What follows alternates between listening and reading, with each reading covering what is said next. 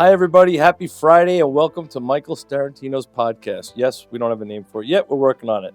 And you might recognize our new surroundings. I just want to thank Signature Premier Properties for building this amazing studio that we're going to use today. And excuse my voice, it's spring here in Long Island, and I have chunks of pollen in my eyes and everywhere. It sits on the car. It's terrible. So anyway, today, welcome my guest, Christina DiBernardo. Christina DiBernardo. I got another name. Take two. Do it. Christina DiBernardo. Christina, I wanted to kind of help get to know you a little bit with our audience. Charlie will put this whole thing on YouTube and put some pieces up on Instagram. But let's get started. So where are you from? Where were you born and raised? Where was I born and raised? Right here on Long Island in Woodbury. So that's where you're born. You went to school in Woodbury.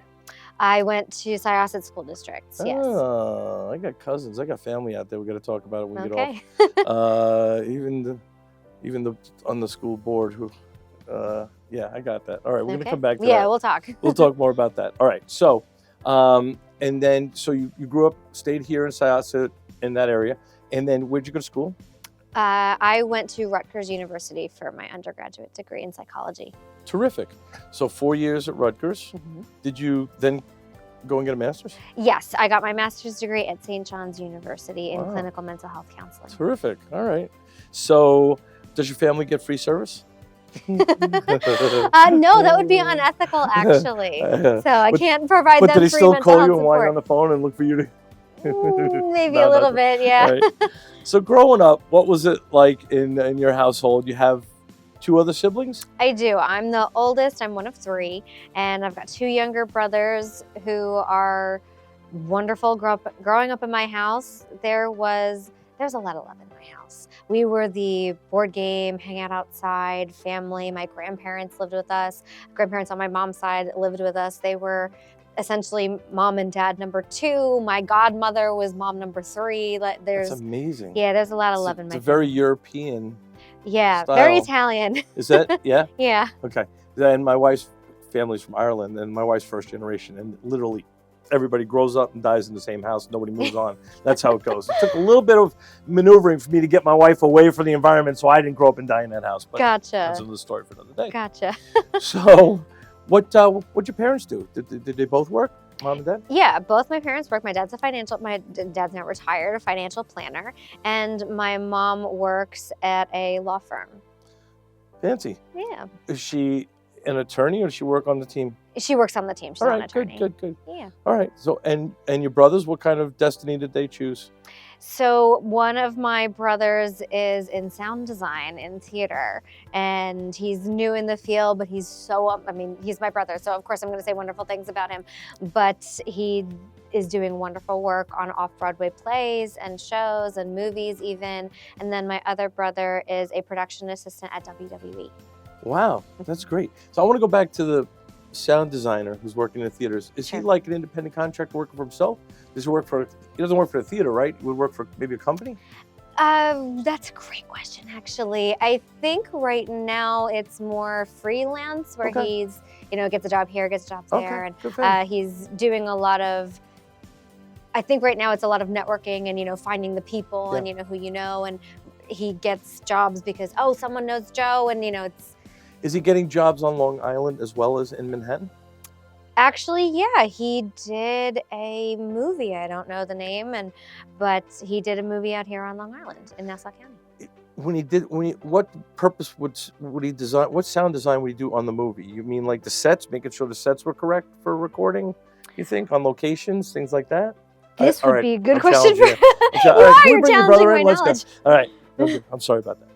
I'm just a very curious person, and I feel connections to every little thing that goes on when I talk to people here because my brother's a great person. Both of my brothers are great people to know. I mentioned before that my other brother who works at WWE is a drummer like yourself, and so I think that you could have really good conversations. Yeah, really good conversations with both of them. Yeah, and my son is a music producer, designed his own studio, and I'm sure he would love to spend some time talking to the sound designer. Sure. That would be great for him. All right, good.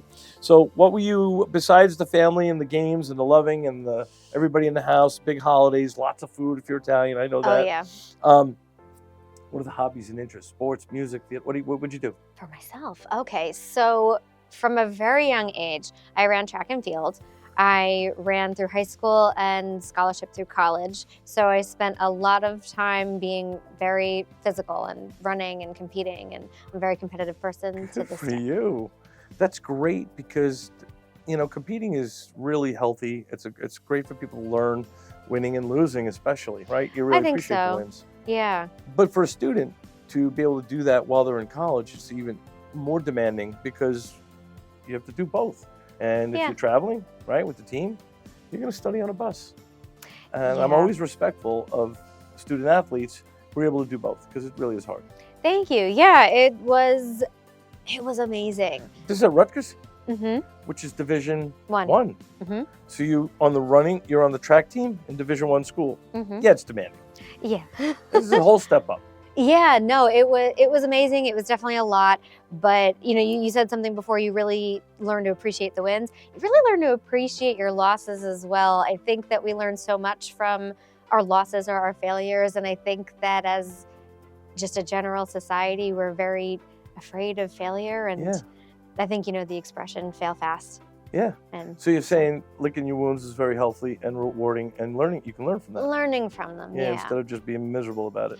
Right, exactly. You can be upset. You can have your heartbreak, and that's perfectly fine. But I think it's so important to take a look at yourself. Okay, well, what could I have done differently, better? Was I just having a rough day? Sometimes you're just having a rough day, and I think that's my style too. Like I need a moment to work it out. I need to be miserable for a minute, right? I need to really get that out of my system, and then it's out, and I move on. Yeah, I'm the same way. I need to have my moment. I need to be able to express the emotional side of where I'm at, and then, okay, now what? All right. So you graduate school. Mhm. When did you meet? You're married. When did you meet Mhm. your husband? We met now about 7.5-ish years ago. After school.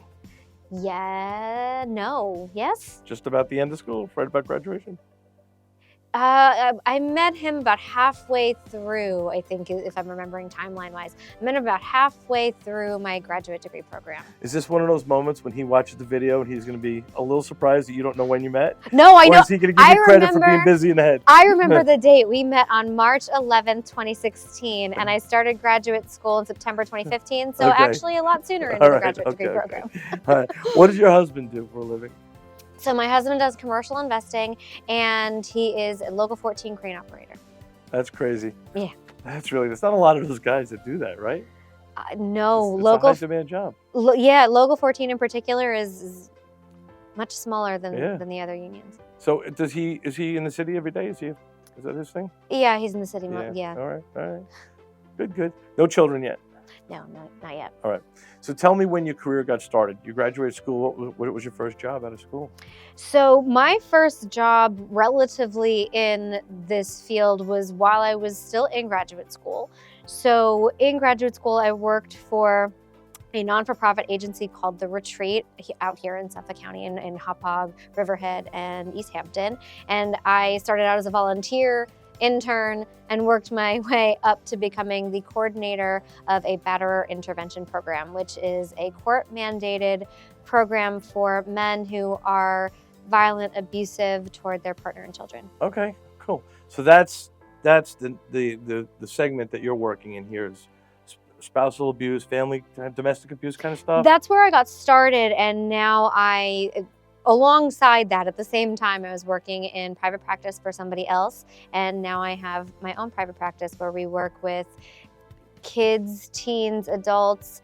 I don't shy away from the difficult situations and challenging situations, so if somebody is, or if a family is going through a rough divorce or CPS investigations, we do still work with those families. I'm going to pull back for a minute and we'll come back to that. But I wanted to go back and ask you made a reference to the relative jobs. What were the jobs that have no relevance? That's what I want to know. What'd you do? Were you a hostess? What'd you do when you were non in your career field? Not in the. I got started really quickly and kind of right away, but really other than that, I worked as a receptionist at a physical therapy office for a hot second. I worked retail for, I'm not embarrassed to say, a day, because it was not for me. Is this like in high school or like after high school? No, running in high school Yeah. was essentially another full-time job. Yeah. So it was hard for me to have a job at the same time. Right. And I'm very fortunate, very blessed that I had, a family that was able to, Yeah. support me, and I didn't necessarily have to. What was the opposite sport that you did when you weren't running track out of season? No, track's all year round. It what? Yeah, cross country is in the fall. Not my favorite thing, but I did do it. Cross country is in the fall, winter track, and then spring track. So really the only off season is summer, and you still train. I know, like my daughter's case, where they played soccer. In the opposite season, they play in lacrosse. Right. Which is a very similar game. It's a good. Yeah, no, I had no opposite season. Yeah, I did play other sports when I was a kid, but this was. I was on the track team. Oh yeah. I got a letter. I don't look like a runner, but I threw a shot put. There you go. I was just gonna say. I was more on the field team. Yeah, he was exactly. a big guy. Throw that thing. All right, good. So there's no real fun jobs for me to pick on and tease you with, really. No, sorry to say. I was hoping to say burger flipping and fast food, or working a fast food window and No, wearing I'm sorry a weird to hat. disappoint you. No, Okay. it's receptionist and a file clerk at a law firm in the summers between at Rutgers. So nothing really fun in that department. I'm going to take 1 second and remind our audience here that the Instagram, we will be posting on Instagram and Facebook and maybe on TikTok, and certainly the long version of the interview today with Christina will be on my YouTube channel, which I haven't named yet, and I'll take suggestions. Thank you. So, you're working for other people, you're in healthcare, social worker, you're listening to folks' problems and you're helping try to solve some of them. Pretty stressful career you chose, right? Yeah, I mean, I think every career has its pain points and stress points. For me, it's a lot about hearing trauma that other people experience, or difficult situations that other people experience. And what always hurts my heart is when I hear a child who goes through something really tough. And so I think the main stress point on that front of it, not even on the business end of it, on that front of it is processing myself after hearing something really difficult. If someone's been hurt, abused, or It's traumatic. Yeah. And we look at our first responders. They're in the trenches all day. You don't think about it. And then sooner or later, you slow it down. Your mind rewinds and tries to make sense of these things. Yeah. Is it hard to not take this stuff home at night and dwell on it? Is it hard to compartmentalize? Sometimes. I think that's one of the things that a skill set that you develop over time as a clinician. But even, I've been doing this for quite a few years now, and it still gets hard when it comes to certain things. There are still certain things that I think every clinician would have a different answer as to what that trigger is for them, what that thing is that's just like, I can't kick this, I'm taking this home with me, and I gotta figure out a way to take care of myself so that it doesn't eat at me. Gotta work really hard on self-care. We all do. Yeah. We all need to eat right, take care of ourselves, show absolutely. ourselves love to really be healthy, right? Yeah. But even more so when we're working in a high-stress job. Yeah, sure. So absolutely. And I used to be, but I no longer am. So I gotta let stuff roll. It's only stressful when things are on the edge, but it's a very different world than what you're living in. So you worked for other people for a little while. Mm-hmm. Eventually, you decided to do your own thing. Tell us how that story is. Yeah. You started just one day, went out and hung a shingle and said, "Call me. I'm going to help you." No, not quite that. So I was working at the domestic violence agency, and for somebody else who had her private practice, who is someone I still speak with, a very near and dear mentor to me. And after I left at the non-for-profit agency, I worked with her pretty much full time as an independent contractor, as a therapist, and she retired. She wanted to retire, came to me and said, I want my legacy to go on, and I'd love for you to carry it. Oh. And we came up with a buyout agreement. And so January 1st, 2022, I was officially the owner of a group practice. Oh. And since then, last year, we've just grown. Well, hey, congratulations. Good for you. You're very young. To own your own business and have a group practice is amazing. You're off to quite a good start. So good for you. Thank you.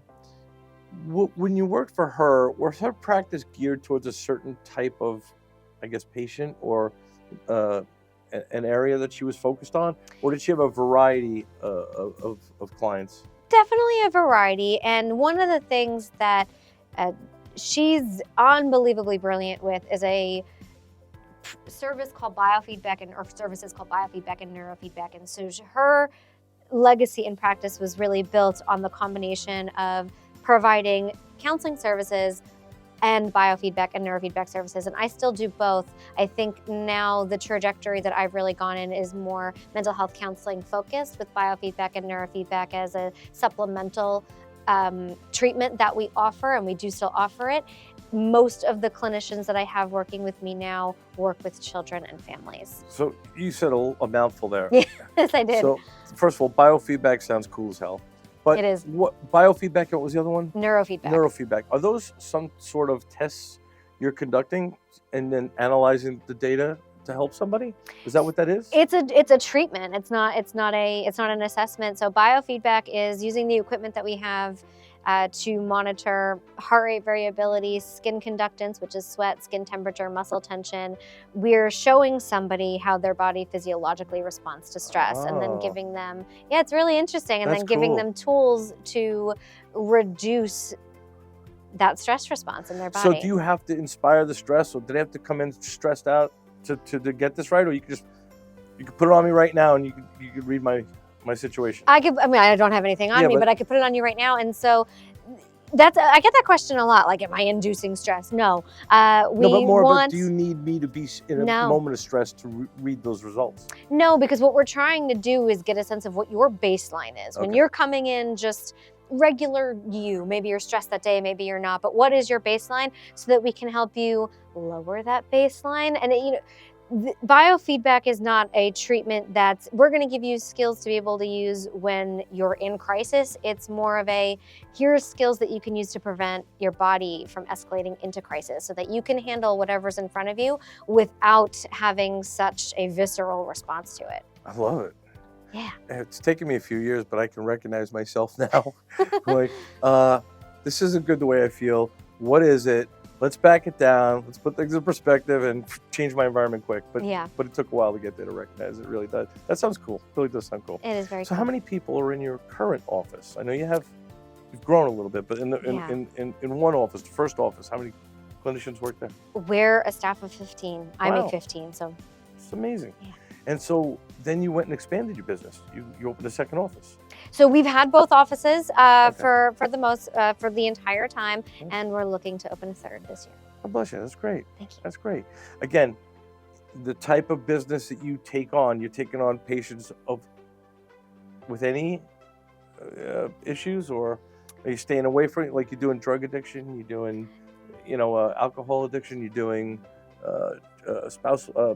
domestic abuse, all these kind of areas? Yeah, that's a great question. So there are a couple of areas that we don't focus on. So working with somebody who is actively using and abusing substances, that does require a particular credentialing that none of my staff nor I possess. Okay. So we don't necessarily do that. We also, since it's private practice, we don't provide care. If somebody needs a higher level of care, we usually refer out. If they need outpatient, if they need inpatient, if they need day treatment or a treatment where they have to live somewhere and receive more intensive care than we can provide, then we refer out.